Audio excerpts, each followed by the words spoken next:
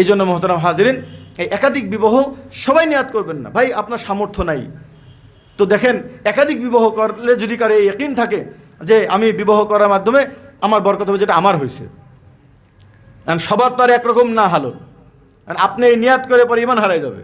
এই জন্য আমি সবাইকে পরামর্শ দিই যে আপনি আরও এক স্ত্রী চালানোর মতন ক্ষমতা হওয়ার পরেই আপনি করেন। আর আমি আমার স্ত্রীকে বলছি, দেখো 2টা বিয়ে করছি, এখনও বরকত অত আসতেছে না, আরেকটা করি। ঠিক আছে করেন। পরে আরেকটা করছি, এখনও হচ্ছে না, পরে আরেকটা করি, 4টা করছি, বরকতের দুয়ার খুলে দিয়েছে। আর ওই প্রথমজন, এর আগে তো টাকা পাইত না, এখন প্রথমজন সহকারে সবাই বরকত পাচ্ছে। তো এরকম যদি ইয়াকিন কারো থাকে তার ব্যাপারটা ভিন্ন। কিন্তু স্বাভাবিক আপনার যেই সামর্থ্য আছে, আপনার একজন স্ত্রী আছে, এরপর যদি আপনার কাছে মনে হয় আপনি খুব ভালো আছেন, কোনো গুনাহ হচ্ছে না, তাহলে আপনার জন্য করা সুন্নত।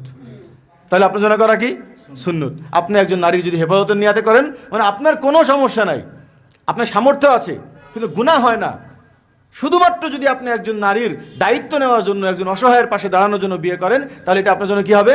সুন্নত হবে। আর যদি কোনো ভাইয়ের সামর্থ্য থাকে কিন্তু তাও নিজেকে গুনাহ থেকে বাঁচাইতে পারতেছে না, পর্নোগ্রাফি দেখতেছে, জেনা করতেছে, তার জন্য দ্বিতীয় বিবাহ করার সামর্থ্য থাকলে ফরজ।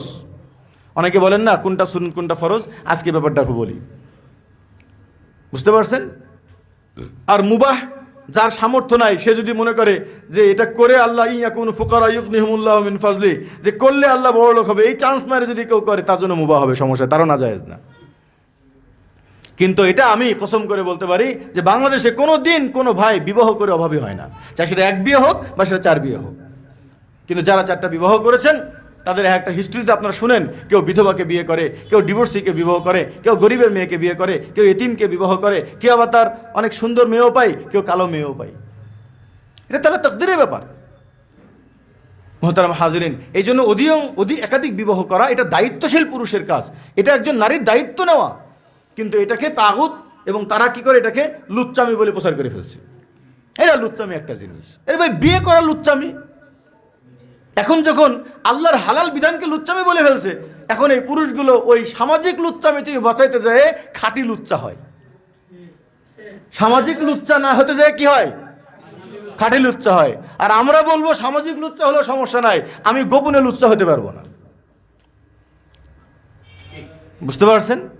সমাজের লোক আমাকে হাজী সাহেব মনে করতেছে, আমি রাত্রে যাচ্ছি আর এক জায়গায়, আমি আমার কি বলে ঘরের মধ্যে বসে আমি অন্য কিছু দেখছি, কিন্তু সমাজের লোক আমাকে আইম্মায়ে কেরাম মনে করতেছেন। কি লাভ এতে? আর যারা ভাই গুনাহ থেকে মাহফুজ আছেন, আপনারা একটু দোয়া করেন বাকি উম্মতের জন্য, এরা ভাই বাঁচতে পারতেছে না। তো দোয়া দিয়ে কাজ হবে না, হালাল বিধান সামনে নিয়ে আসতে হবে।